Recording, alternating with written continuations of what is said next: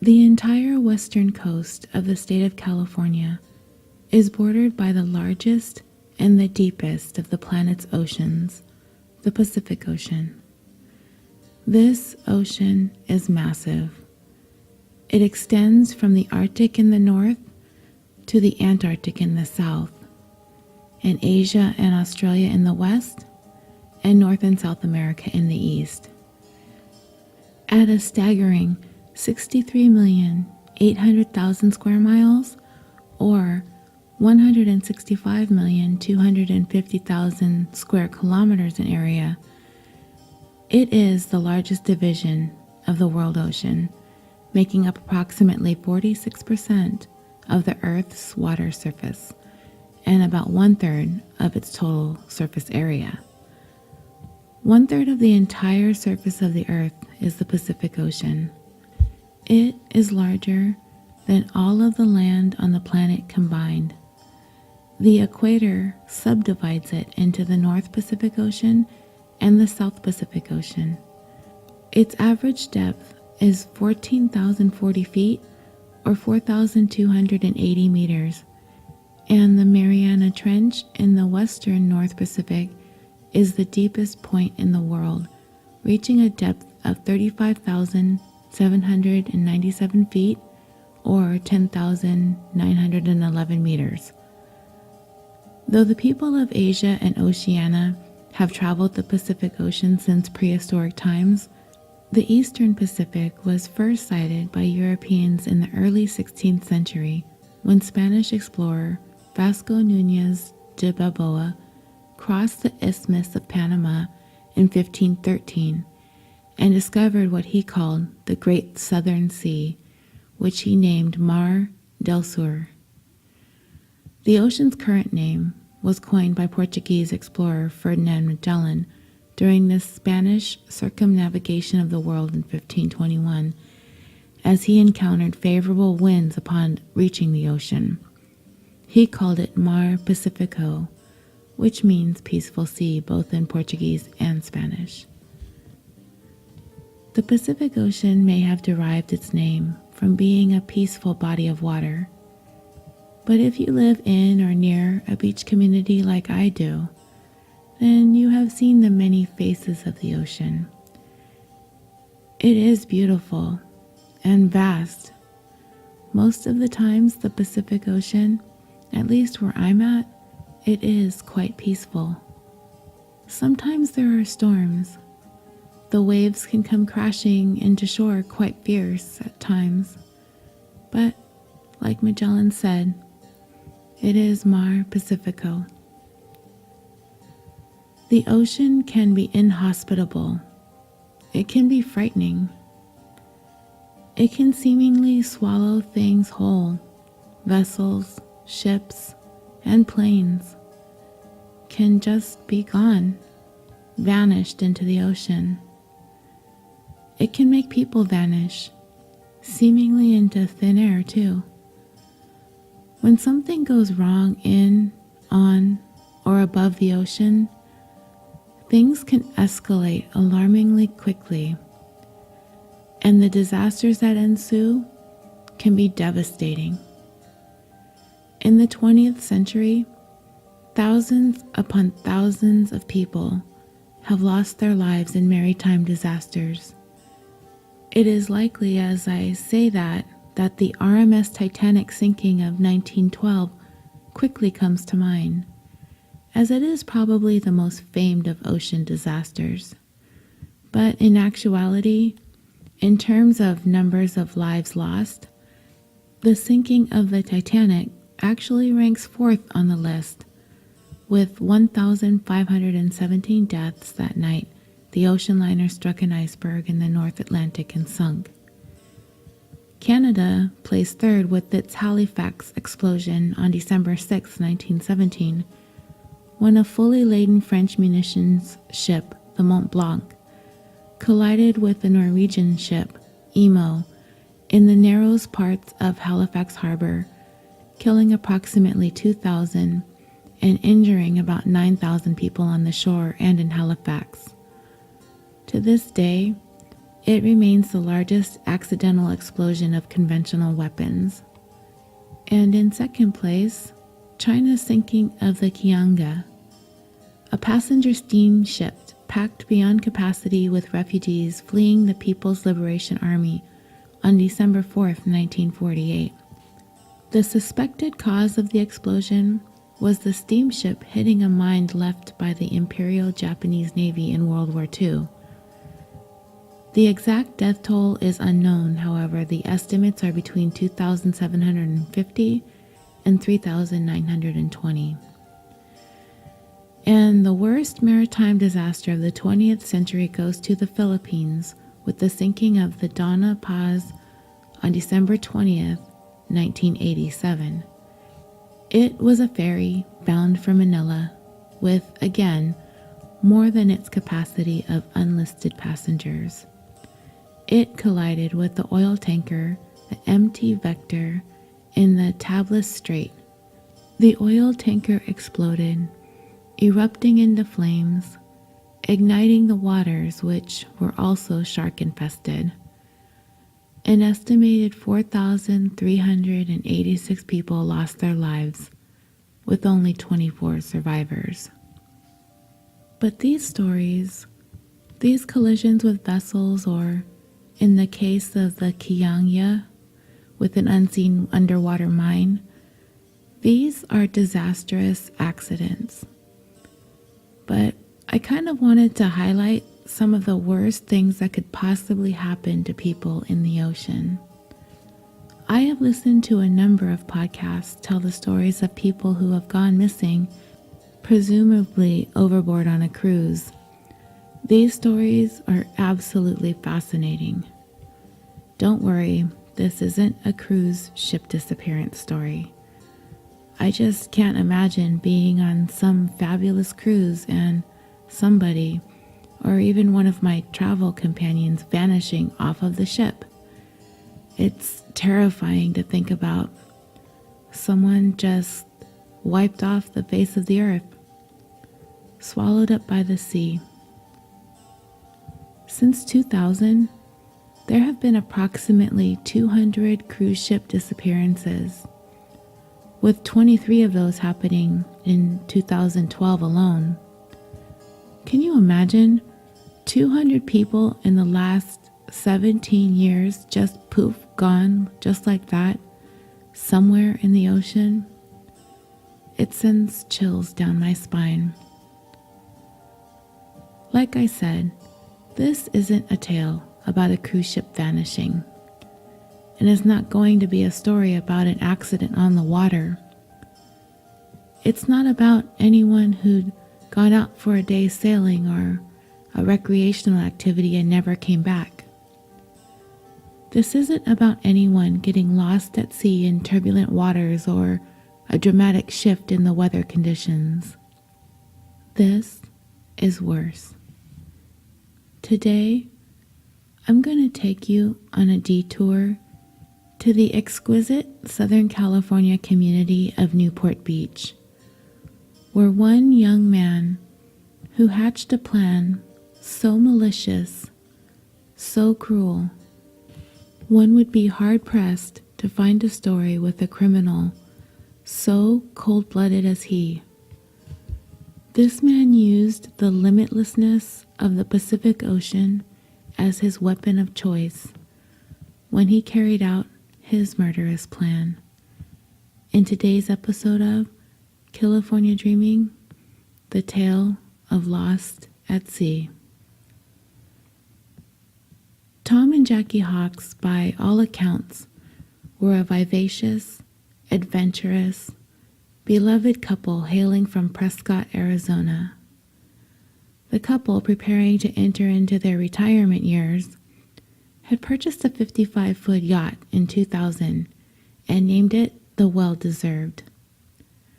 Tom, a former probation officer, retired in 2001, so the couple, having invested well over the years, decided to sell their home in Arizona and move on to the yacht permanently, and moored the Well-Deserved in Long Beach, California. The yacht, with 2 decks, 2 bedrooms, 2 bathrooms, and a galley. It was more than enough to live, sail, and enjoy the retirement the couple very much deserved. Making the yacht all their own, Tom added wooden racks for a kayak and a windsurfer. He equipped the yacht with the latest electronics, a generator, and a 400-gallon-a-day desalination system so the two of them could stay at sea for months at a time. Tom was amazing at working with his hands.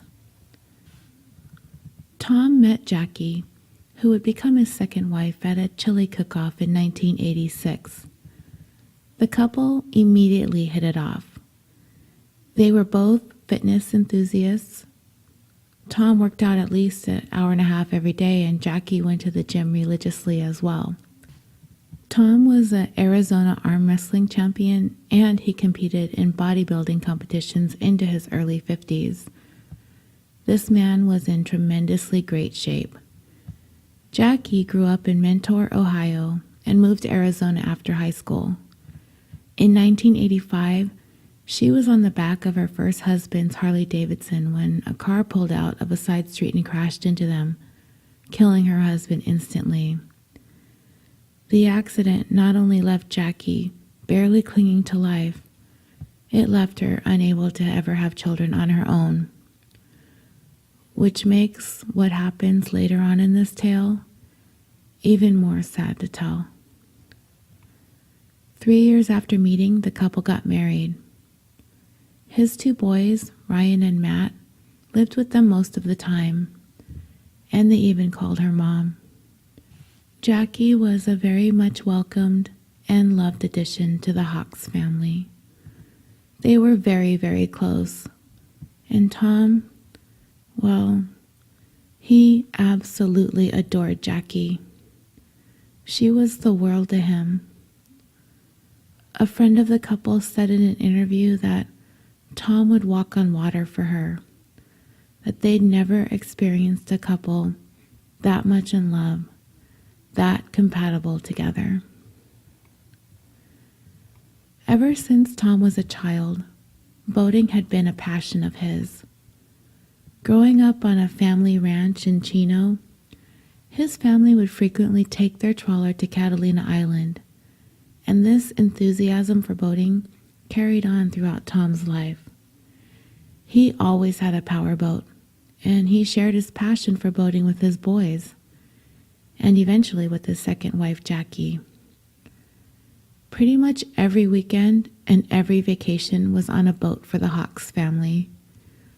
All the while, the Hawks saved and saved to be able to someday acquire a yacht like the well-deserved, as it was aptly named when they were finally able to purchase her. The couple spent years going to boat shows and researching just the right kind of vessel that would fit their dreams of spending their retirement days sailing around Mexico. When they finally purchased the well-deserved, it was truly the culmination of everything the couple had been working towards for so many years. It was truly a well-deserved, a very much deserved dream come true for Jackie and Tom. The couple sold their Arizona home and promptly moved into the well-deserved. They took it on short trips and learned the ins and outs of the yacht while spending approximately $50,000 on improvements and upgrades. By October of 2002, Tom and Jackie were set. The couple were ready to answer the call to living on the ocean. They pulled their yacht out of Long Beach Harbor and set off for their adventure together, chasing their dreams to sail around the coast of Mexico.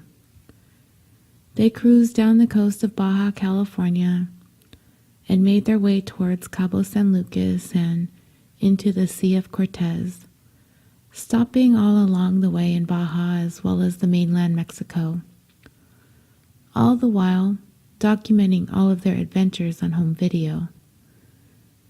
I don't know about you guys, but this just about sounds like one of the most perfect ways to sail off into one's retirement years, doesn't it? Your work life is done. Your children are raised. You've really got no place to be, nothing to be responsible for. You let go of your home on dry land and make the world your home to sail around in. Well, in very short order, there would be something that would draw Tom and Jackie Hawks back to dry land. But I will get into that a little bit later. In an interview Tom did in the December 2003 issue of Latitudes and Attitudes, a popular sailing magazine, he said that the sea was calling us and we couldn't wait any longer. Life is just too short to put things off, and one cannot discover new oceans unless they have the courage to lose sight of the shore. I'm going to sidetrack on a footnote that is a small scandal in and of itself here real quick before we get back to Tom and Jackie. Now, like many times before in all the previous episodes, I put the disclaimer out there that I am by no means an expert on fill in the blank. And while this time it's sailing, boating, and all things related to this subject. Therefore, I end up having to Google things, and I needed to Google Latitudes and Attitudes, and I ended up uncovering a side crime in all of this. This sailing lifestyle magazine was founded in 1996 by a Redondo Beach, California resident, Bob Bitchin, and that's how it's spelled, Bitchin, so it's just not me making fun of it. So, Bob Bitchin launched this magazine and a TV series by the same name, along with his wife, Jody Bitchin. Apparently, in 2012, their magazine shuttered its doors suddenly and unexpectedly, shocking staff and boating enthusiasts alike. The Bitchins had sold their company, Latitudes and Attitudes Seafaring International, to one Dennis D.J. Doran, CEO of Sextant Publishing. Bob Bitchin said the $1 million sale to Doran and his partner, Joe Morales, included the company's TV and radio ventures, exotic boat charters, boat show operations, and its Living Aboard magazine. Part of the deal was that Bob and Jody were to act as paid consultants for 3 years and that all the staff would remain in place. DJ Doran announced ambitious plans for the company, updating the magazine, launching a tablet and e-reader applications, expanding the television operations, and developing new lines of products for the store. None of this happened. 6 months after the sale, a staffer went to open the office in King Harbor, Redondo Beach, only to find a notice on the door saying, "Offices closed until further notice." The locks had been changed, and the staff, the few that were left after several layoffs, were suddenly unemployed as well. Bob later discovered that the most recent issue of Latitudes and Attitudes had never even gone to print, despite the fact that advertisers had been billed. Company credit cards had all been abruptly canceled, bills were unpaid, and Bob and Jody found themselves on the brink of bankruptcy. Not only were the couple out the $1 million for the sale of the magazine, but they were on the hook for almost $500,000 more in debt. This tale has somewhat of a happy ending, though, mainly due to the help of friends who pitched in financially and emotionally. Bob and Jody were able to pick themselves up and return to doing the work that they love, including attending boat shows, holding cruising parties, and working as consultants for Cruising Outpost, an online and quarterly magazine. Cruising Outpost also employs many of their former staff members as well. Okay, so back to Tom and Jackie. For the next 1.5 years, they were out on the ocean, emailing friends and family about all of their adventures on the well-deserved. Diving for clams and scallops, swimming with the whale sharks, experiencing Christmas with the Mexican family they befriended on their travels, One of their emails read, "We are so happy that we are finally in the Sea of Cortez. This is what we have been waiting for. The weather is wonderful. The sea is like a lake. And we just had a whale surface beside us. Wow." Wow, indeed. As much as I would have liked to have thought I would have been excited for Tom and Jackie, part of me thinks I'd be so jealous if they were my friends and I was getting emails from them like that, right? Yeah, this story can give you some goals. So, remember I told you that there would be something that would draw Tom and Jackie back onto dry land? Well, that something would come in the form of the news that the couple were going to become first-time grandparents. Their youngest son was expecting his first child with his wife, and Tom and Jackie could not be more excited about the news. Jackie, it seemed, was especially thrilled at the prospect of becoming a grandmother. As I had mentioned earlier, an accident rendered her unable to bear children of her own. She had been waiting her whole life for this.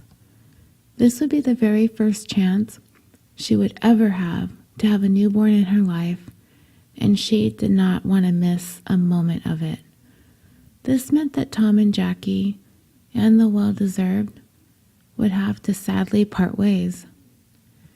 And if you thought for a moment that Jackie would get any kind of pushback from Tom, you'd be mistaken. Tom would do anything to make Jackie happy. He understood how important it was to her to be close to their new grandchild, so it was really a no-brainer for him. He was absolutely on board, pun intended. The new plan was to sell the well-deserved and to buy a smaller boat, possibly some land in Mexico, and a place in Arizona to be close to the new baby. Newport Beach, California, is a seaside community in Orange County. It is often described as having a Mediterranean-like feel to it weather-wise, but it does not receive enough precipitation to qualify as a true Mediterranean climate. Like many coastal cities in Los Angeles and Orange counties, Newport Beach typically has very mild temperature variations compared to the inland cities, even a few miles in away from the coast. The Pacific Ocean contributes greatly to the moderation of Newport Beach's mild climate by warming temperatures in the winter and cooling in the summer. So location and great weather has Newport Beach ranking 8th highest in the housing market in the United States. Newport Harbor is the largest recreational boat harbor on the west coast of the United States and is an extremely popular destination for all boating activities, including sailing, fishing, rowing, kayaking, and paddleboarding. The annual Newport Christmas Boat Parade dates back to 1908, and the New York Times has named it one of the top 10 holiday happenings in the nation. You will hear a little bit more about this Christmas Boat Parade later on in this story. Competitive sailing, rowing, and paddling events occur almost every weekend and every day during the summer. The annual Newport to Ensenada International Yacht Race is the largest sailboat race in the world. A harbor tour features celebrity homes and other waterfront points of interest. Notable residents, both former and current, include Humphrey Bogart, George Burns, Nicolas Cage, Dean Koontz, Heather Locklear, Chuck Norris, Gwen Stefani, Emma Stone, Shirley Temple, and John Wayne. Tom and Jackie, along with the well-deserved, arrived in Newport Harbor on June 23, 2004. They were getting ready to place their beloved yacht on the market. Schuyler Julius de Leon was born John Julius Jacobson Jr. on August 12, 1979, in Sun Valley, California, a neighborhood in the San Fernando Valley region of Los Angeles County. De Leon's parents had split up by the time he was 5 years old, and by the time he was 9, his father was sentenced to 3 years in federal prison for selling cocaine. While his father was serving his prison sentence, De Leon lived with his stepmother. According to relatives, his biological mother basically had very little, if anything, to do with his life. A small, somewhat shining moment of De Leon's youth came when he was 14 by way of a very small, uncredited, walk-on, no-lines bit role on one episode of the Mighty Morphin Power Rangers TV show entitled Second Chance in 1993. However, De Leon's acting career faltered as he struggled with remembering lines. So when he was 20, he joined the United States Marine Corps. But 15 days later, he went on an unauthorized absence, which means he abandoned his duty without permission or a pass, but with the intentions of returning, whereas desertion is the abandonment of duty without intentions of ever returning. He was later given an other than honorable discharge, or OTH, which means his departure was as a result of conduct and performance unbecoming of all military members. Those who are given an OTH discharge are barred from ever re-enlisting into any component of the armed forces, including the reserves and the National Guard. So, if De Leon had any real dreams of being in the military, they were gone forever. Skylar De Leon, like Tom Hawks, was a man who had big dreams. More accurately, he was a little man who had big dreams. Unlike Tom, his dreams went nowhere. He was the type of person who never really finished anything he started. He had all those dreams, but all of them would forever be out of his reach. With his dreams of being an actor or in the military dashed, he would toss around some other ideas as to what to do with his life. He had an idea that he would start a business cleaning boat hulls, or possibly even buying a boat so he could teach scuba diving or use it as a charter for fishing trips. He even floated the idea of going to nursing school. None of these ventures ever came to fruition. However, he would eventually come to decide that he wanted to get his hands on a boat. How he was going to do it remained to be seen. At some point, De Leon met and married his wife, Jennifer, and they would go on to have 2 children in short order. By November of 2004, the couple were struggling, living in her parents' converted garage with their baby while she was pregnant with their second child.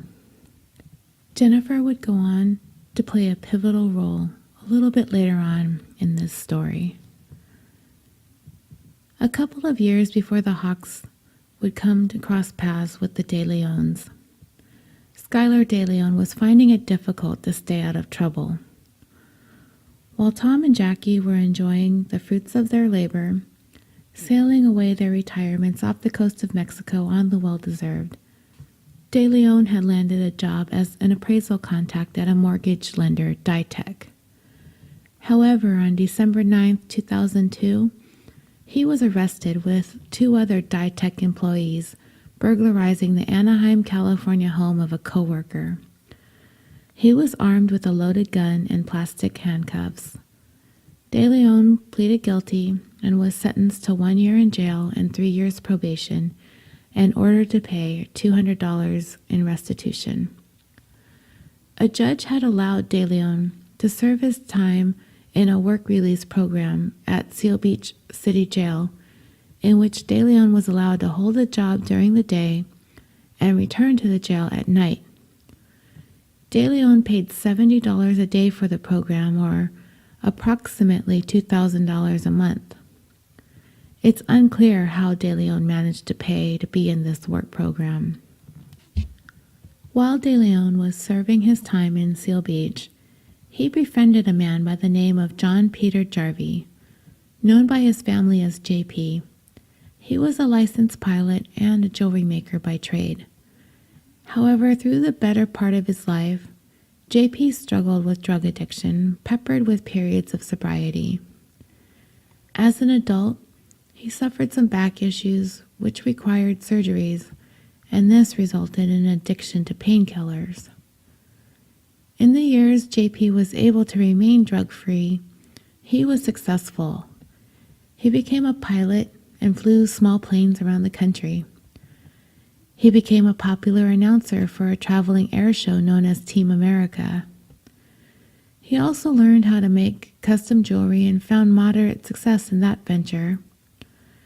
He was the kind of person who made friends easily, so when he found himself in trouble again with a counterfeiting conviction, he was remanded to custody for 5 months at the Seal Beach City Jail.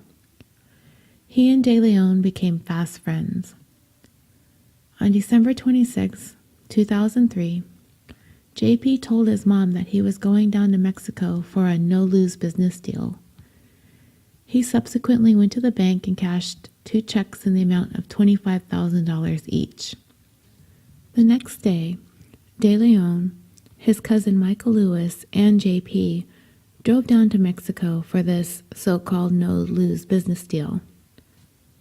The day after that, JP's body was found near Ensenada. He died the day after his 45th birthday on a busy Mexican highway that emptied into the border town crossing at Tecate.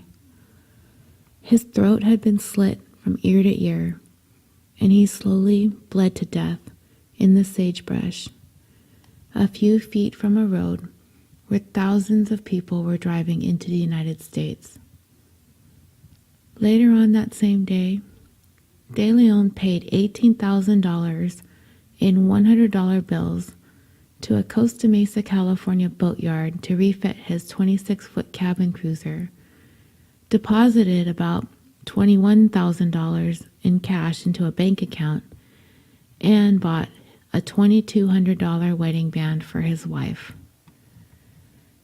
DeLeon returned late that night to the Seal Beach jail, but he was allowed in by jailer Alonzo Machain, a 21-year-old from Pico Rivera, California. Remember Machain's name. He will also become an integral part of this story. JP's murder will grow cold for now. A little footnote to the dealings with the boatyard.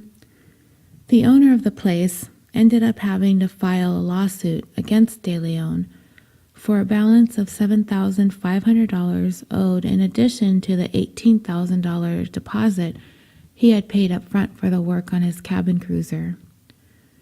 DeLeon apparently went to the shop when it was closed on a Sunday in April of 2004, cut the lock, and took his boat without paying the balance. He racked up yet another criminal charge of grand theft. So, back to the well-deserved. When Tom and Jackie decided that they were going to sell the yacht, it was their hope that they would find a person who would love and care for it as much as they had. The asking price was a little bit under $500,000. And they were a frugal couple, so they decided they were going to try to sell the boat without a broker. According to their youngest son, they were the kind of people who did everything for themselves, with the exception of accounting and taxes. On November 12th, Tom and Jackie took some friends to Catalina Island and talked about the impending sale of the boat. Tom told Brian Gray, a former boss from the probation department, about a former child actor who was about to buy the yacht. Tom and Jackie were initially dubious of the man and his wife, and how such a young couple were going to be able to afford the steep sale price of the well-deserved. They were convinced, though, by the story spun about being a child star and having been able to invest well, and that money was not an issue for the couple. They intended to pay for the yacht in cash in full.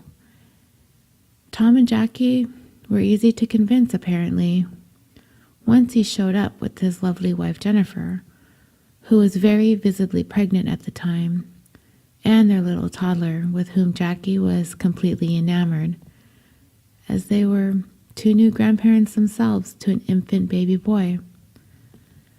They put on quite the show for Tom and Jackie. Quite the show.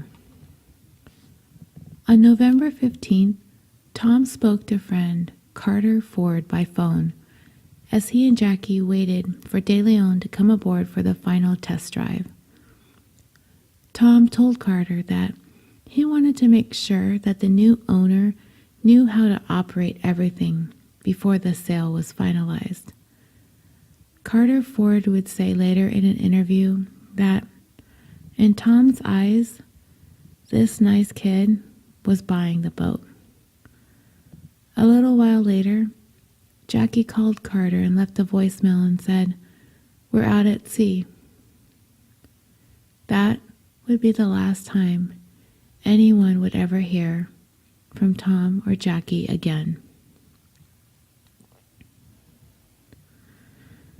By the next day, the well-deserved was back in Newport Harbor.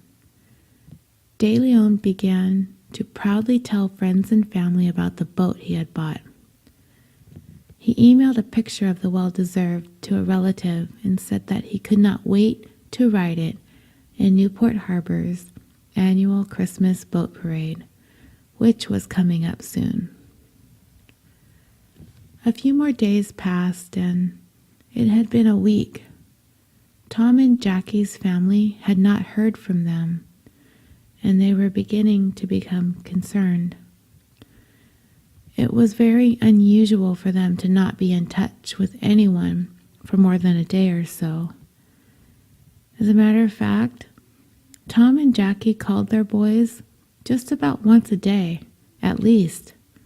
So, not to hear from either of them for a week, red flags started going up right away.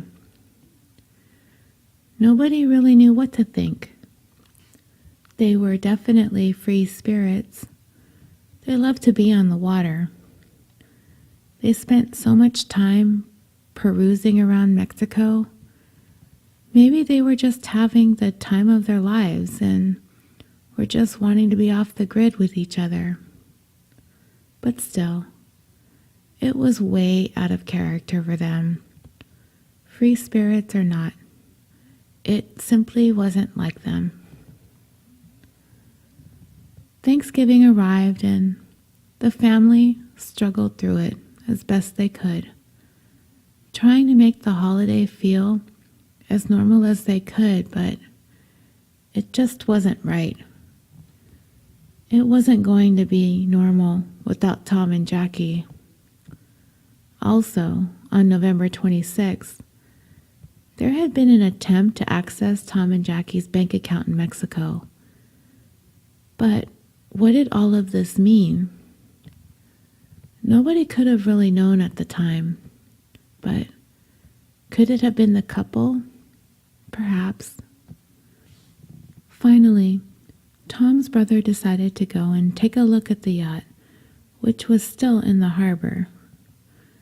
A former chief of police for San Clemente, California, Tom's brother knew at first glance that several things were just not right with the well-deserved. Things were out of place in ways that would be unacceptable to Tom. The control panel cover was askew, and Tom would have never left the instrument panels exposed to the salty air. The engine was left in the water instead of raised, which is also something Tom would have never done. He had a number of custom-made items that were still on the yacht, that he would have never left behind if he had sold it, including a custom surfboard that was a retirement gift, and custom wetsuits for each of them, Tom and Jackie. Tom's brother immediately contacted Newport Beach police.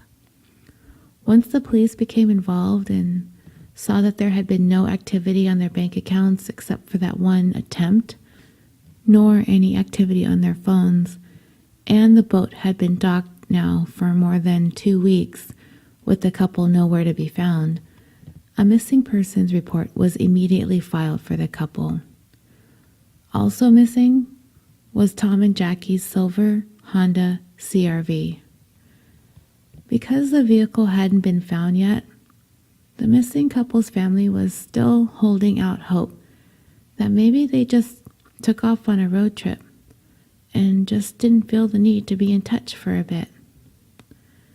As unlikely as they felt that this would be the case, that would be the hope that they were going to hang on to for the time being. It did not take very long for the police investigation, based on what Tom and Jackie had told their friends prior to leaving for that last trip with the prospective buyer and cell phone records, for them to be led in the direction of Skylar DeLeon as someone that they wanted to speak to about the couple's disappearance. Newport Beach police quickly found and placed a surveillance on DeLeon and his wife. They discovered the couple, oddly enough, were volunteers at a small church in Long Beach. They saw the two working in the church, volunteering, assisting with cleaning up, pushing an infant around in a stroller. Seeing all of this, police were suddenly starting to feel like maybe this wasn't the right lead. Like, how could this possibly be the two people that made Tom and Jackie vanish off the face of the planet? Could it be them? They needed to question the couple regardless, and they were quite friendly with police, welcoming, warm, and very relaxed.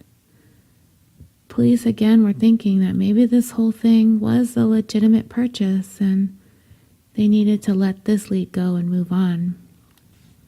Cool as cucumbers, the DeLeons admitted to investigators that they did indeed purchase the well-deserved from Tom and Jackie, and they did so with cash, even providing investigators a bill of sale. DeLeon also had a notarized document signed by Tom and Jackie giving DeLeon power of attorney. Why in the world would they do something like that, you ask? Well, police asked too. It seems that DeLeon had an answer to every question and at every turn. He told investigators that Tom and Jackie were interested in buying property in Mexico and that he had dual citizenship and that he could broker a better deal for them if he were to handle the transaction on their behalf. Nobody was buying this story. The couple also told police that they have no clue as to the whereabouts of the missing couple. They were apparently told by Tom and Jackie that their intentions were to drive around aimlessly in Mexico as far as DeLeon knew. So on November 29th, DeLeon ended up going down to the police department for a videotaped interrogation. He recounted the transaction with Tom, indicating that Tom was happy about the sale, that they were going to exchange the money from the trunks of their cars, and he said that Tom was excited. He didn't want to go any place more private or out of sight, and that he just wanted to get this transaction done and get on with it. Of course, police are suspicious of the money. The $455,000 in cash that he claimed to have handed over to Tom and Jackie for the yacht? I mean, who has that kind of money in cash? At that point, I'm certain DeLeon knew that the police were probably not going to buy his child star story the same way that Tom and Jackie did. So he decided to tell a more believable story, but one likely to get him into a certain amount of trouble, which seemed to be a sacrifice De Leon was going to be willing to make to avoid any further suspicion being directed towards him regarding Tom and Jackie's disappearance. He told police that he acquired the money to purchase the boat through drug and money laundering schemes based in Mexico, implicating himself in even more criminal charges, which seemed like an odd move to the police. He would go on in the interrogation to deny any knowledge of the whereabouts of Tom and Jackie, insisting he had nothing to do with their disappearance. During the course of this interrogation, he would also name Alonzo Machain, the Seal Beach City jail guard I spoke about earlier, as a witness to the purchase, the exchange of the money, and the signing of the documents. De Leon would also tell police that the reason why he bought the boat was to continue his drug and money laundering schemes in Mexico and needed the boat for easy transportation back and forth without having to deal with the border crossing. As police dug deeper into De Leon's life, they came to find that he and his wife had absolutely no money and no income to speak of. Living in a converted garage, not even having any running water back there, De Leon, his wife, their baby, and another one on the way. As far as investigators were concerned, these two had no money. They definitely had no money to give to Tom and Jackie for their boat. Even if they were laundering money, the kinds of money that they were claiming, there's no way living in these conditions that was anything close to the truth. They knew, based on information provided to police, that Skylar was the prospective buyer of the boat, that he was the last person to have been seen with Tom and Jackie before they vanished. In addition, investigators also came to learn about De Leon's criminal history and the fact that he was still, at the time, on parole for the burglary conviction. So, needless to say, De Leon easily made his way to the top of the suspect list. But there were two questions that desperately needed to be answered. Where was the Honda CR-V? And more importantly, where were Tom and Jackie Hawks? Until police could uncover more evidence, they were not going to be able to charge De Leon with anything related to Tom and Jackie's mysterious disappearance. On December 15th, there was a major break in this case. Tom and Jackie's SUV was found abandoned in Ensenada, Mexico.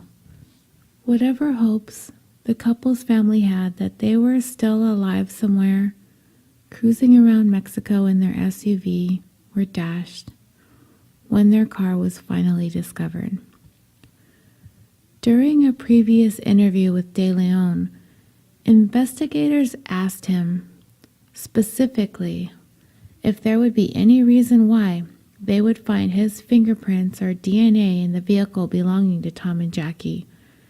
And De Leon was emphatic that no, his DNA would not be anywhere in or on the couple's car. Well, that statement would certainly come back to bite him in the butt, because forensic testing would subsequently reveal, despite efforts to wipe the vehicle clean of fingerprints and DNA or any other forensic evidence, De Leon's DNA was found to be on the heater knob of the car's climate control panel. Hey, it was November in Southern California. It does get cold here during that time of year, sometimes even into the low 60s, if you can imagine that. It was very shortly after the discovery of the SUV in Mexico that police decided that they could not risk having De Leon free on the streets any longer.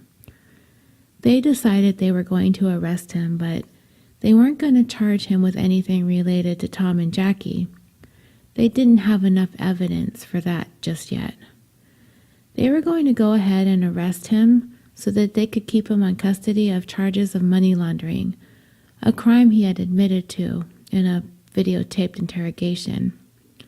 Police had some peace of mind knowing this very dangerous man was behind bars while they did everything that they could to piece together what happened to Tom and Jackie. What role DeLeon had in their disappearance? What, if any, did his wife know? And who else was in on this? With DeLeon safely locked up in jail for now, police turned their sights towards the other players involved in this, namely DeLeon's wife Jennifer and this Alonzo McChain character. What was the deal with that guy? He was a jailer at the Seal Beach City Jail. How did he play into this whole scheme?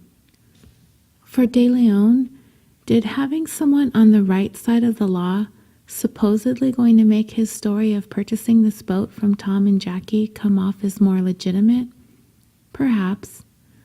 Who better than someone working as a guard in jail, right?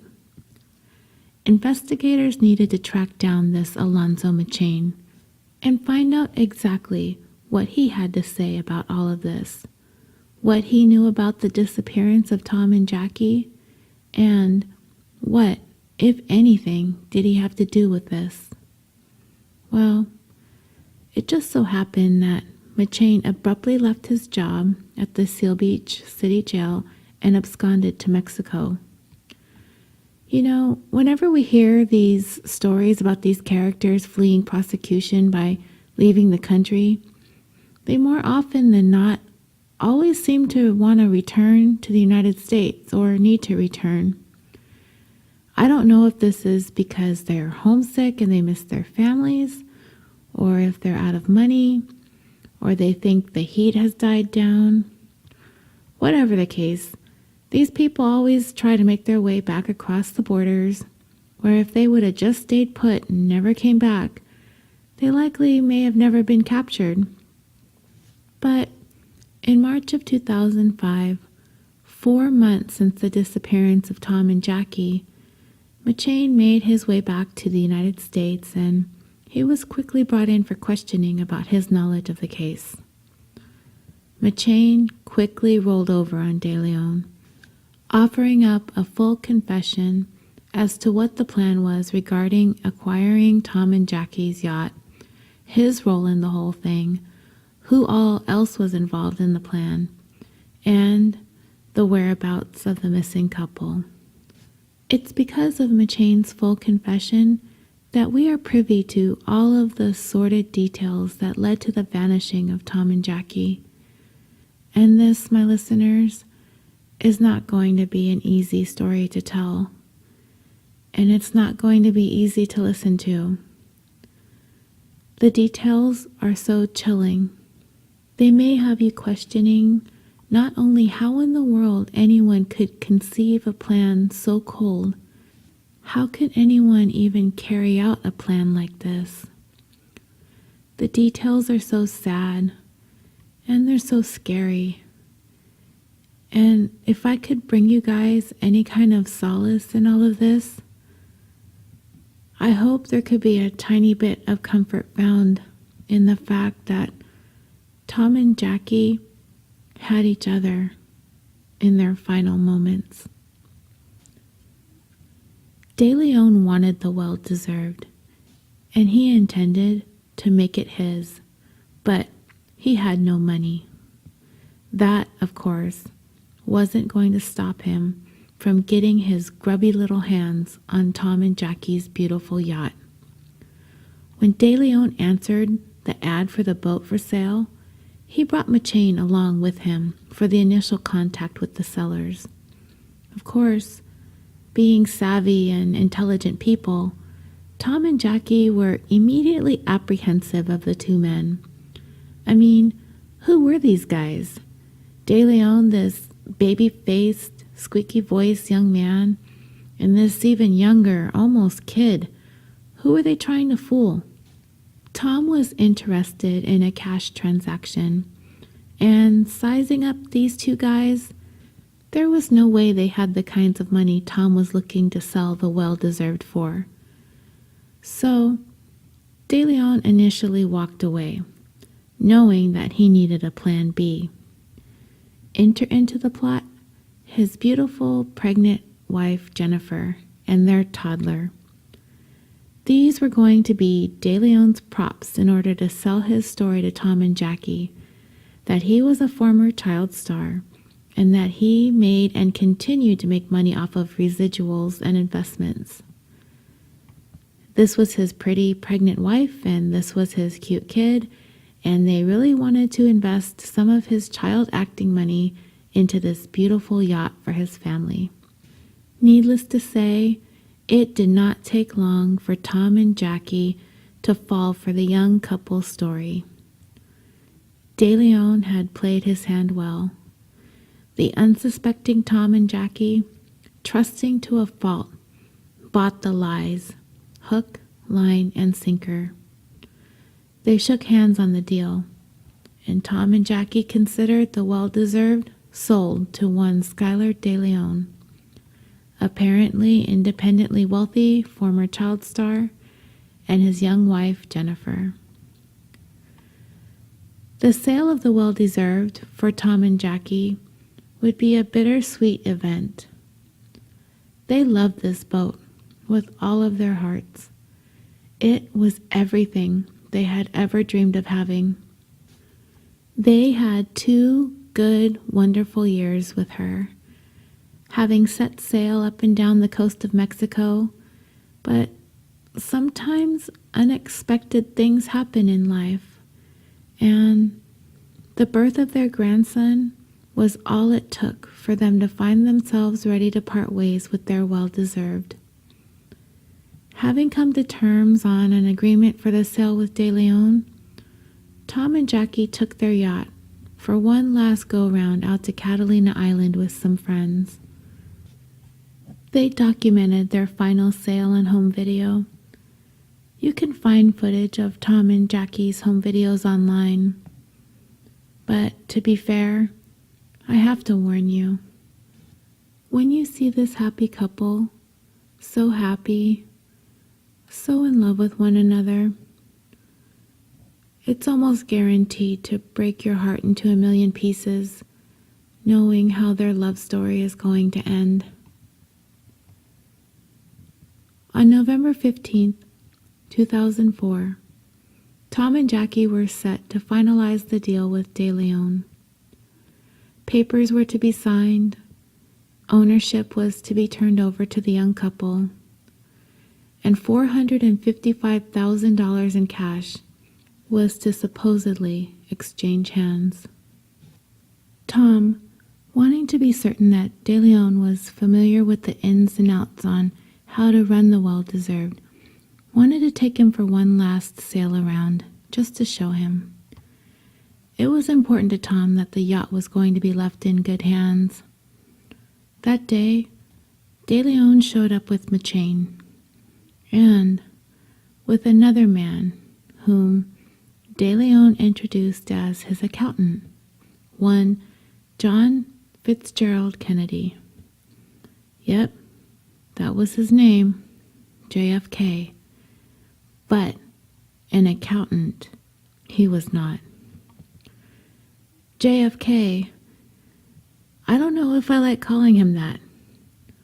Kennedy, I guess both sound rather presidential. Okay, so JFK, an ex-convict who'd been previously convicted of attempted murder, was an insane Crips gang member from Long Beach, California. Okay, so adding to the list of things that I don't know anything about, I know very, very little about street gangs. So I looked this one up. The Insane Crips, having formed around 1975, are the largest African-American criminal street gang located on the east side of Long Beach, California. They are primarily located in central Long Beach, originating on 21st Street and Lewis Avenue, spreading to surrounding blocks. The Insane Crips are known to wear Oakland Raiders apparel with black and gray as their primary colors. There are 3 segments of the gang: the Big Insane Crips, which mainly consists of original members; the Young Foundation crew, formed as kind of a spin-off of the original group, primarily composed of second generations. The third is known as Baby Insanes. Established in the early 1990s on 23rd Street in Long Beach, the members of Baby Insane Gang wear Cleveland Indians apparel, and they're known to sport red as their primary color. Okay, so back to JFK. Why in the world would De Leon want or need to bring along this very large gang member with a violent history, put him in a suit, and introduce him as his accountant? Well, because if you take one look at either De Leon or McChain, either one of those two, Mr. Tom Hawks could snap in half like a twig if he had to. JFK was recruited to be the muscle of this operation. He wasn't De Leon's first choice, however. He first tapped a gentleman by the name of Myron Sandora Gardner, a former Insane Crips gang member and ex-convict having served time for involuntary manslaughter. De Leon met Gardner at a job that they had after he was released from prison. Gardner wisely declined the invitation to participate in De Leon's crime, but never mind that, he knew a guy. He introduced De Leon to JFK, apparently someone who would be willing to go along, because we all have that one friend who'll commit double murder, am I right? So, JFK, 43 years old at the time, was like a godfather in the Insane Crips, so they say. He was over 6 feet tall and incredibly muscular. I'll post pictures of him on social media after this episode drops, and I would have to say, at first glance, and not to be judgy, but yeah, being judgy, he doesn't exactly strike me as the numbers crunching type of guy. Nobody, and I mean nobody, is likely to confuse this man for an accountant. But Tom and Jackie, having been snowed by De Leon and his cute family, apparently were not wary of this accountant. They were prepared to move forward with the transaction and their final voyage. Little did the couple know that JFK, by the time he was 40 years old, had amassed a grand total of 21 arrests for charges ranging from battery, grand theft, drugs, and attempted murder. And he wasn't there to be an accountant. I'd be hard-pressed if the man ever knew how to do a math problem in his life. He was there to add criminal charge number 22 to his record. If Tom and Jackie had known, they would have probably walked away from this deal, and I wish they had. I wish they'd looked past De Leon and the fairy tale life of a story he spun, and listened to the alarms that should have been going off in their heads. But they didn't. Their eyes were on the prize, and they had their sights set on beginning a brand new phase in their retirement. They were ready to let the well-deserved go and embrace their roles as Grandma and Grandpa. Tom, a former probation officer, a bodybuilder, an arm wrestling champion, he let his guard down, completely down. All he wanted was to make the love of his life happy. He wasn't looking at the imposing JFK as anything other than the accountant that De Leon introduced him as. He was there to be the strong arm when it would come down to the confrontation with Tom that De Leon was anticipating. I am so sad to think about this, how trusting this man was, how much he loved his family, and how this group of scumbags would take advantage of Tom's kindness. Ugh, I just hate them. JFK, thinking that he was going to be paid millions of dollars for this. McChain, too, was promised $1 million by De Leon as well for his help in this. All went along this fatal voyage on November 15th, pretending to be there to iron out the final details in the purchase of the yacht. The remainder of what happened on the Well-Deserved that day came from the confession of McChain. The details are a little difficult to listen to, but lend to painting the portrait of just how truly evil Schuyler De Leon really is. According to McChain's confession, De Leon explained to him that he had an opportunity for McChain to make a lot of money, and that the plan was to kidnap this couple, to take them out to sea, toss them overboard, and make away with their boat and their money. His initial plan was to use tasers to overpower Tom and Jackie, as he knew he would be unlikely able to physically overpower Tom. McChain said that he himself purchased the handcuffs for the job. But at some point, De Leon realized that he would probably need a third person if he was going to be able to overpower Tom and control Jackie at the same time. So, entered JFK. The five of them, Tom, Jackie, De Leon, JFK, and McChain, drove the boat out of Newport Harbor, under the pretense of Tom showing De Leon the intricate details and the inner workings of driving the yacht.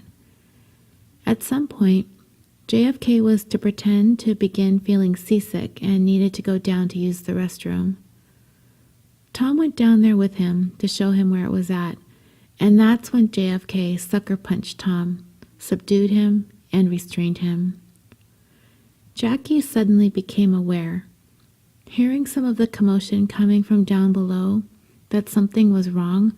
She rushed towards where McChain was standing and peered down the stairs asking what was going on. That's when McChain gained control over Jackie and proceeded to restrain her as well with the handcuffs he had purchased. He walked her down to the bedroom area where De Leon was and was ordered to grab some duct tape from the engine room and tape their eyes and their mouths, which he did. At this point, Schuyler went up to program the GPS to take the Well-Deserved approximately 2 hours off the coast of California, out towards deeper waters. He told McChain to stay down in the sleeping quarters and keep his eyes on the couple, or as McChain put it in his confession, De Leon had him basically babysitting them while they were laying on the bed next to each other, facing away from one another, hands handcuffed behind their back. As they lay there, Jackie was crying. She had duct tape over her mouth, so she couldn't say anything, but I bet anything that, knowing what was going to go on in those moments, she was thinking about her grandson. In a portion of McChain's confession, he said that while he was escorting her down the stairs that she told him that she needed to see her grandson again and begged him to let them go, that they could have everything. She just needed to be with her grandson. As they lay there, McChain could see that Tom's hands, despite being cuffed behind his back, were stroking Jackie's hands. In the worst moment of their lives, Tom's only concern is trying to help comfort his wife. Next, De Leon had JFK bring them up to the kitchen area of the boat, one at a time. Jackie first. This is where De Leon had Jackie sign over power of attorney to him, forcing her signature and her thumbprint onto the document.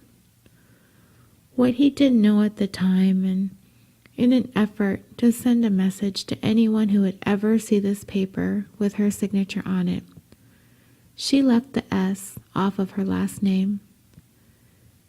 De Leon would later add the S on himself, but it wouldn't have mattered anyway. He was never going to be able to exercise his power of attorney over the couple's affairs.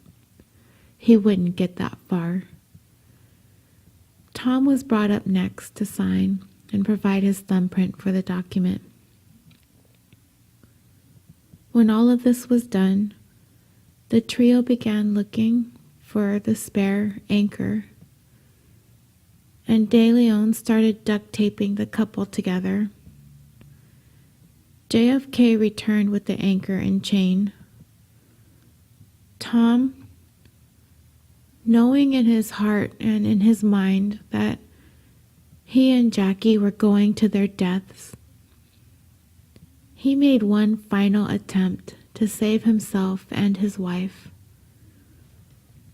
While De Leon was distracted applying duct tape to the couple, Tom manages to kick him square in his little man junk, causing De Leon to double over in pain. I can only imagine. I don't know what it feels like to take a direct kick to your bits, but I've heard it's quite unpleasant. JFK again sucker punches Tom in the face, and he's pretty much incapacitated at this point. The three quickly attach the anchor to the couple, move them over to the edge of the yacht, and as De Leon tossed the anchor into the water, the chain quickly following behind, JFK pushed Tom and Jackie overboard into the Pacific Ocean, dragged down by that falling anchor. The couple were never recovered. Everyone involved in the cold-blooded murder of Tom and Jackie Hawks, De Leon, JFK, McChain, and De Leon's wife Jennifer, were all arrested and charged with murder. Let's talk about this Jennifer for a moment. She played a role in this whole scheme, remember? She went along with her husband. She was the dutiful, pregnant wife with the cute little toddler. She was the prop that De Leon used to win the trust of the couple. Having a direct hand in the killing of Tom and Jackie, she did not. But you know how the law goes. As it is written, Jennifer was just as culpable if she had committed the crime herself. Just having knowledge of the plan, going along with it, assisting in the preparation, continuing to be a part of it after the fact. All of these circumstances make her eligible for first-degree murder charges along with the others. Prosecutors offered her a deal: admit to her role, testify against her husband, and she would get immunity from prosecution. Can you believe that? Immunity. And this girl, so dumb, turned it down. She refused to testify against her husband and went to trial. I still can't believe it, but I am so glad she didn't take the deal. She went to trial, and on November 17, 2006, after only 4 hours of deliberation, a very smart jury found this very dumb woman guilty on 2 counts of first-degree murder. A month later, she was sentenced to 2 life terms without the possibility of parole. And do you guys have any idea where she is at today? If you guessed that she's roomies with bad dog owner Marjorie Knoller from episode 9 and bad sister Gina Hahn from episode 10, then you would be correct. Jennifer De Leon Now Jennifer Henderson, after divorcing De Leon, is currently housed at our favorite ladies' prison ever, Central California's Women's Facility in Chowchilla, California. Yay! I'm pretty sure they're not having a good time together. And, well, all I have to say to that is, bye, girl. Remember Mr. J.P. Jarvie we talked about earlier? The man who was robbed and brutally murdered and left to bleed to death in Mexico? Well, guess what? McChain implicated De Leon in that killing as well, as a part of his full confession. While De Leon was in Seal Beach jail, he bragged to McChain about killing him in Mexico by slitting his throat. So, while awaiting trial, De Leon was further charged with JP's murder, along with his cousin who accompanied him that day. But wait, this gets even better. De Leon racked up more charges. Solicitation to commit murder, when he tried to hire someone to kill his father and his cousin, who were going to be important witnesses in the case against De Leon in both the Jarvie murder case and the Hawks murder case. In an effort to save time, prosecutors decided to roll all three murders into one trial. Leading up to trial, De Leon had vehemently denied all the charges or any involvement in any of the murders. But once the trial began on September 22, 2008, his attorney admitted his client had in fact committed all three murders, stated that he had taken De Leon's case to trial so he could argue to a jury that De Leon should not be sentenced to death. On October 20th, 2008, De Leon was convicted on all three counts of first-degree murder with special circumstances for financial gain and multiple victims. On November 6, 2008, the jury recommended the death penalty. And on April 10, 2010, De Leon was sentenced to death. He now sits on death row at San Quentin Prison. On February 19, 2009, JFK was found guilty on 2 counts of first-degree murder with special circumstances. It took his smart jury less than 3 hours to deliberate to reach the unanimous decision. On May 1, 2009, JFK too was sentenced to death, and he too sits on death row at San Quentin State Prison. For his part in all of this, Alonzo McChain was able to cut a deal in exchange for his confession and his testimony against De Leon, his wife, and JFK. He pleaded guilty to 2 counts each of voluntary manslaughter, kidnapping, and robbery. On June 15, 2009, he was sentenced to 20 years and 4 months. He will likely be up for his first parole hearing in 2023. He's currently neighbors with Henderson, Noller, and Hahn at Valley State Prison in Chowchilla, California.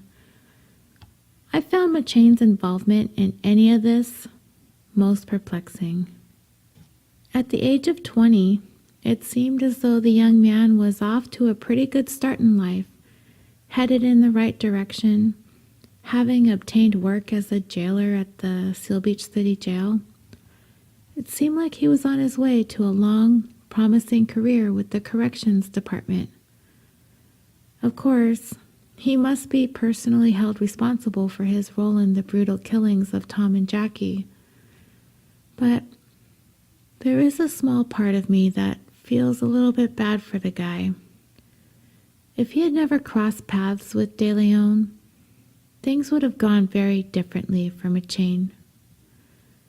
I don't know if he was just young and naive, or if De Leon was actually that cunning and manipulative, if he was simply lured by the promise of $1 million, or a combination of the three. I am thankful for his cooperation in helping put De Leon, his wife, and JFK away. If it weren't for him, the Hawks family may never have had the answers as to what happened to Tom and Jackie.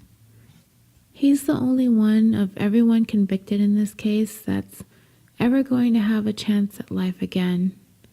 And I can only hope that he doesn't take that for granted.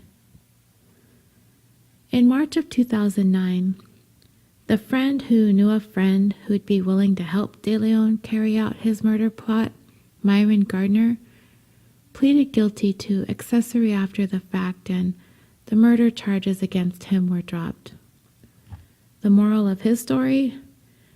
If someone asks you to help them carry out a murder and you turn it down, don't go recommending anyone else for the job.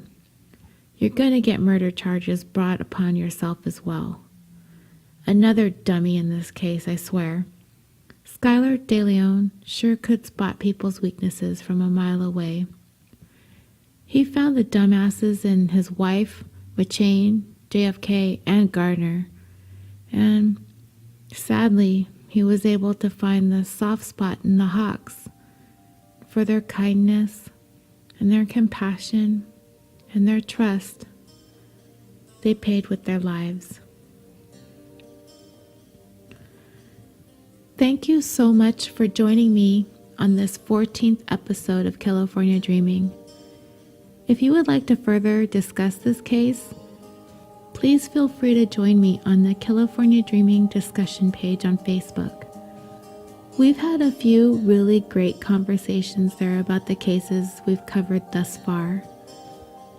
I do have quite a few things to talk about in regards to the show, the network, other podcasts, and a few things going on in social media and some thank yous. So I'd love it if you could stick around till the end and hear me out, but if not, we are done with this week's story, so feel free to skip on through to what's next on your playlist, and I will see you all next week. But for now, I wanted to take the time to thank all of you who commented on my post earlier this week about the review I received about me talking too much about myself at the beginning of the show. This is a storytelling style show, but because I don't have a co-host, I feel as though I'm talking directly to you guys, like you are my friends, looking at different aspects of a case, discussing the particulars, and maybe even relating to a story with a personal anecdote. Following each episode, we all come to Facebook, Twitter, and Instagram, and you share your stories with me. You tell me, oh yeah, that happened to me too, or I remember when that happened, or how you were feeling when the event happened that we talked about. This is the vibe that I'm going for with this. I want you to get to know about California. I want you to get to know about California crime, but I also want you to get to know me, and I want us to get to know each other. I've befriended many of you on Facebook, and some of you have friended me, and I always accept. We follow each other on Twitter and Instagram, both listeners and other show hosts out there, my peers in all of this that I admire and love so much. I'm not going to change anything that I do. If anything, I'm striving to improve the show as much as possible with each passing week. It's not all about me anymore. I'm a part of a family of podcasters, and not just my network, but all the hosts out there that I regularly interact with on social media. All of you ladies and gentlemen out there that work your butts off each week or every other week to bring the world free, quality content. You all inspire me so much, and I continue to want to raise the bar for myself, so I might even begin to hold a candle to all of you. So, with that being said, if you already haven't left a review for this show on iTunes or Facebook, or if your favorite place to listen to has a rating system, I would greatly appreciate it if you do enjoy the show, that you head on over and give the show a rating and a review. I know it takes a little extra time, but I figure if the people that hate the show have the time to do it, then I'd hope that the people who love the show could somehow find a way to do it as well. My iTunes star rating is kinda slumping because of a couple of recent bad reviews. And that's okay. I understand that this podcast isn't for everyone. Even my husband doesn't listen to it, but he does have to listen to me blab on about the case all week long, so he feels like he's already heard it all. That reminds me, I ought to have him log into his iTunes and leave me a 5-star review. That should help my ratings at least a little bit. So, I don't like to badger you for reviews, but it does give the show a little bit more visibility, and at the moment, it might help offset a few of the negative reviews I've gotten in the past few weeks. So, I'm going to badger you today. Early on in the first few episodes of the podcast, I was offering to mail out stickers to those who left reviews, and my offer still stands. So if you leave a review and you haven't received show stickers yet from me, shoot me an email and I'll make sure to get some out to you if you want. California Dreaming is now very proudly a part of the Orbital Jigsaw family of podcasts, a network that brings you such fantastic shows as The Concession Stand, where hosts Nick and Andy geek out over all things entertainment, or Super Nerds UK, where hosts Ben, Ian, Tim, and Simon take an irreverent look at pop culture, or Busted Wide Open, a show where Nick and Sir Ian Dangerous take you on a weekly journey through the hottest news in sports entertainment, or Historium, a podcast devoted to the strange, obscure, or otherwise interesting stories from history, or Is This Adulting, where best friends Stephen and Chris break down the stigma on mental illness through the lens of comedy, or the Dirty Bits podcast.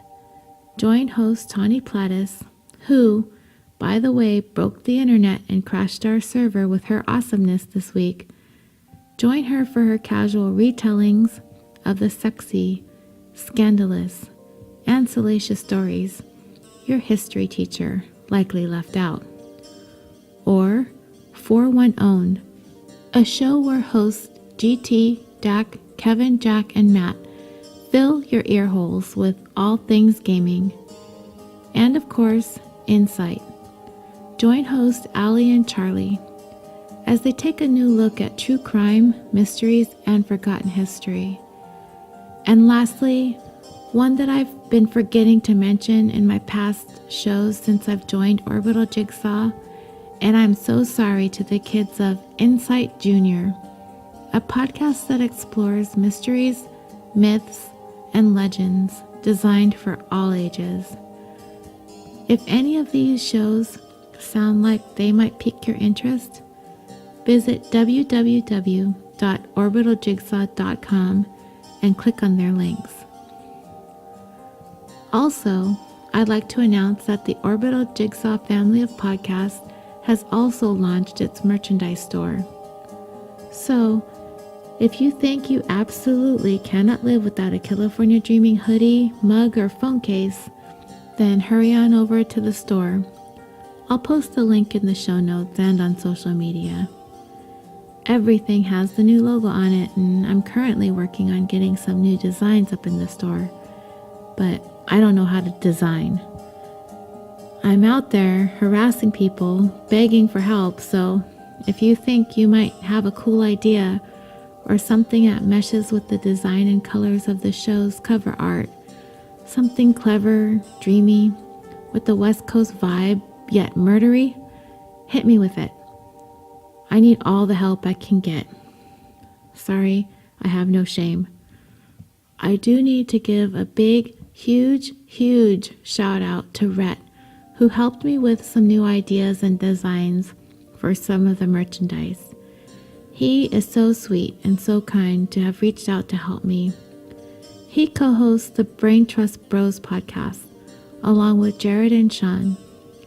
Each week, they talk about life and everything that entails, They speak to a different guest every week in a one-on-one chat, so give that a listen if that sounds like something that you might be interested in.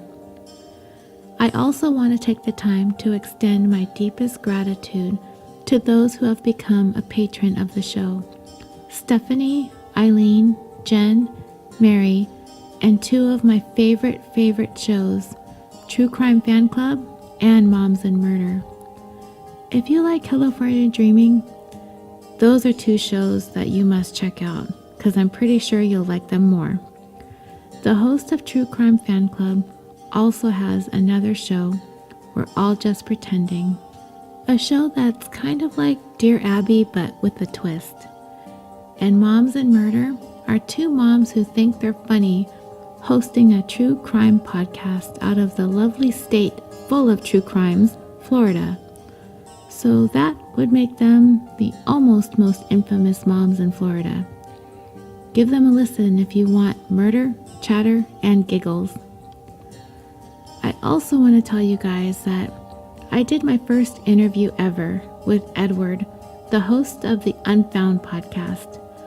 Some of you may have already listened to it, but if you haven't, I'm a little late to the game. It aired over a week ago.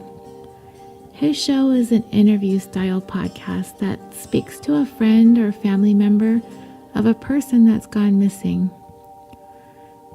I've had the wonderful opportunity to meet new people who discovered California Dreaming through his show, including a fellow Californian who's actually given me the idea for the next story that I'm going to tell you next week. So, thank you so much, Stephanie, for your help, all your information, and giving me inspiration for the next episode. This girl's got her finger on the pulse of California crime. Lastly, I want to say to all of my friends out there, listeners and show hosts alike, I felt like it's been a rough week for some of us, myself included.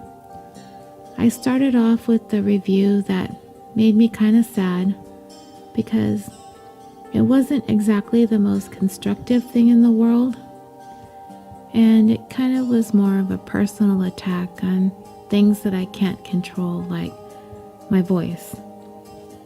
I read some other negative reviews of other shows that they posted on social media, and I've kind of come to the conclusion that it's not really about the show when somebody personally attacks you, either in a review or in comments. There's like this band of mean people out there that entertain themselves by putting people down for the hard work they put in to bringing you a free show. They put down your content or your music or your audio quality or your voice or the way you talk or the ads, and you're just like, this is free. You don't have to pay for this, and you don't have to listen. Not everybody's show is going to appeal to everyone. Sometimes I see scathing reviews on shows that I love, and I'm just perplexed, like, how can you not like this show? But like I said, some things aren't for everyone. I know my show isn't for everyone too.